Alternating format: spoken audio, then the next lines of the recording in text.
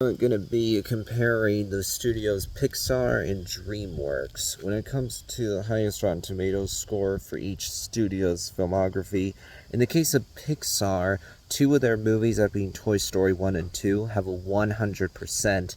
In the case of DreamWorks, none of their movies have a 100%. The highest score would be a 95% for both Wallace and Gromit: Curse of the Were-Rabbit, as well as Puss in Boots: The Last Wish. Let's see. Yeah, that one does have a 95%. So Pixar wins this round. Actually, no, I got that wrong. Chicken Run has the highest score of 97%. Still, Pixar wins here.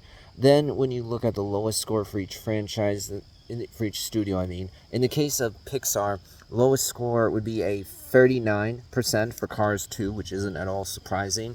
When you look at DreamWorks, lowest score would be a 45. It's 45% for Sinbad. Actually, no. The lowest score is a 35% for the movie Shark Tale. So Pixar wins again by just a little bit. When you look at average, Pixar has an average score of 88.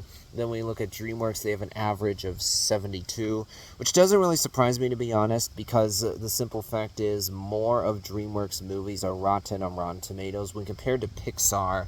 As of right now, only one Pixar movie is rotten, that being Cars 2. They put out 28 films, and only one of them is rotten. That's pretty impressive. When you look at gap between lowest and highest score, in the case of Pixar, you have a gap of 61. With DreamWorks, you have a gap of between 35 and 97, so gap of 62, meaning by literally 1%. The gap is lower for Pixar. So Pixar wins this round, meaning it's going to win this debate regardless of my personal opinion, because it's won every round so far.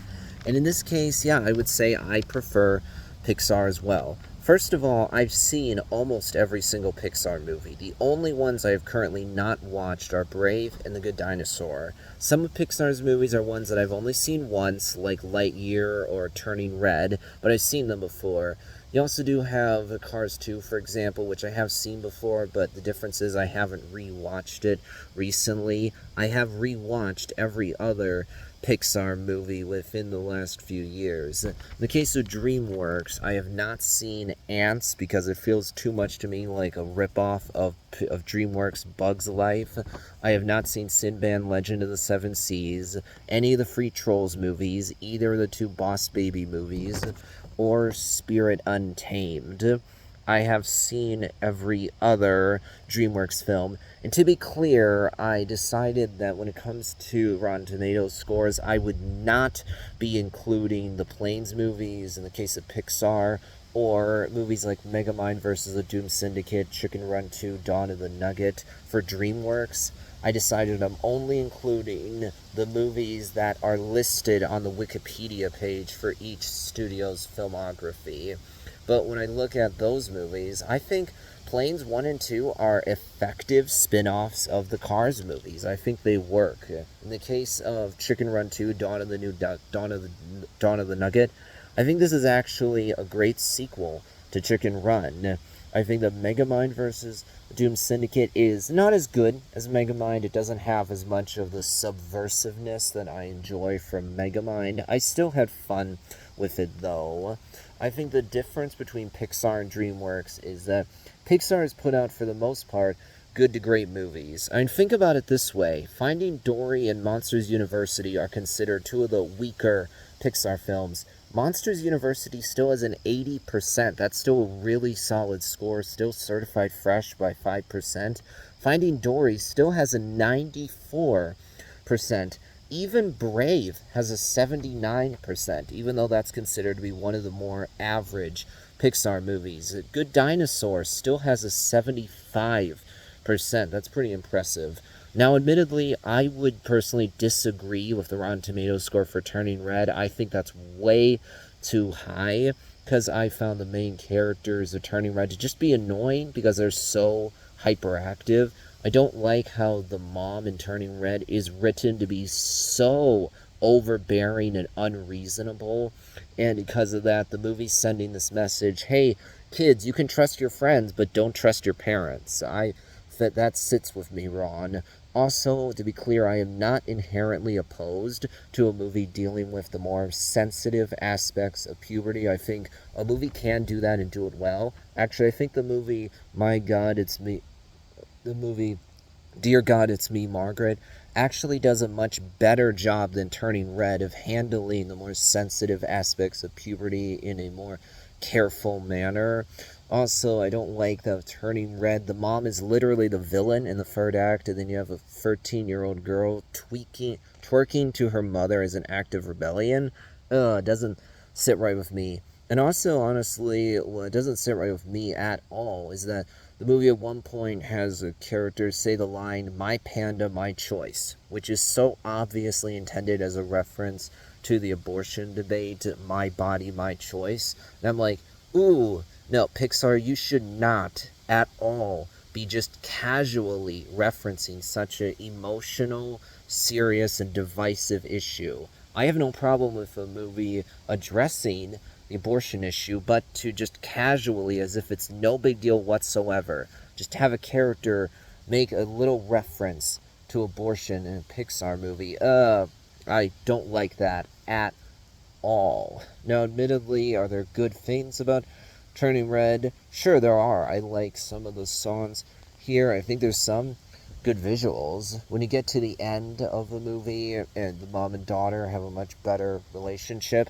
okay, that's heartwarming, sure, but there's way too much of just the mom being so overbearing. Lightyear's a movie that I enjoyed it initially when I saw it in theaters, but as I thought about it more, my opinion of it has soured.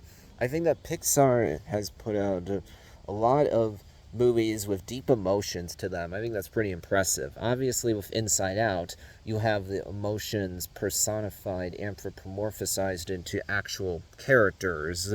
Then you have movies like Toy Story, which really resonates deeply with a lot of people. You also have Coco, Up, Wall-E, The Incredibles that have really powerful moments in them. I mean, the first 10 minutes of Up, as everyone has said, is just fantastic. But to be clear, I think the rest of Up is great as well. Some people like to criticize Up by saying the first 10 minutes are great, the rest of the movie isn't as good. I strongly disagree with that. I think the rest of the movie is great as well and has some really hard-hitting emotional moments. Like when Carl goes back through the scrapbook that Ellie gave him, and then he sees this note that she wrote saying, "Carl, you and me had a great adventure. Now go find your own." That's a really important moment. It's a big turning point for Carl's character as he realizes, I need to move on, because that's what Ellie would have wanted. She would have wanted me to be happy. She would not want me to just be winding down the clock. I now have something to keep living for, as I have a family now with Carl and Doug. So I'm going to go back for Carl. Also, I think that Ratatouille is a really creative premise that sounds weird when you first hear it, but it's actually a great movie. Then I got to see Elemental in theaters. I really enjoyed it. It was a nice, solid rom-com. In the case of DreamWorks, I think they put out some good to great movies, 100%. I'm a big fan of the first three Kung Fu Panda movies. I think they're fantastic. I saw Kung Fu Panda 4 in theaters and thought, okay, this is a solid, good Kung Fu Panda film. It's just not great like the first three were. I'm a big fan of the first two How to Train Your Dragon movies. Hidden World, the third movie, has a really high score on Rotten Tomatoes. I personally disagree with that score. I think the movie was actually a very disappointing end of the trilogy, because it felt to me like the filmmakers going, well, the books ended this way, so we gotta end our movie trilogy this way. And they didn't stop to think, wait a minute, does that actually make sense? Does it line up with what we set up in the first two movies? And I don't think it does at all. I think it ends the trilogy in such a downer way that doesn't elicit any form of happiness for me at all. It just actually makes me feel deeply sad because of how everything ended up being for nothing. I'm a big fan of Shrek and Shrek 2. I thought Shrek Forever After is actually a solid sequel that explores Shrek struggling with family life, with domestic life, and then him realizing through this experience of being in an alternate version of reality how much he actually appreciates his family. I enjoy both the Puss in Boots movies. The Last Wish is just fantastic, as gorgeous and creative animation, characters that you want to spend time with, an engaging and compelling story, a really intimidating, threatening villain, a compelling journey for Puss in Boots. I really enjoy Megamind. I like how it subverts the expectations of a comic book story by actually having the villain that is like Lex Luthor actually become a hero by the time the movie's over. I think that Prince of Egypt is a fantastic version of the Exodus story, and then Joseph King of Dreams I think is a solid prequel. I enjoyed the Madagascar movies. Penguins of Madagascar is a movie that's fun, but also feels weird due to going in a spy direction, focusing entirely on the penguins. This has been done in TV shows, yes, but TV shows and movies are not the same thing. I really enjoy Road to El Dorado. I think that the stop motion movies DreamWorks has done, like Flushed Away, Chicken Run, and Wallace and Gromit: Curse of the Were-Rabbit, really good.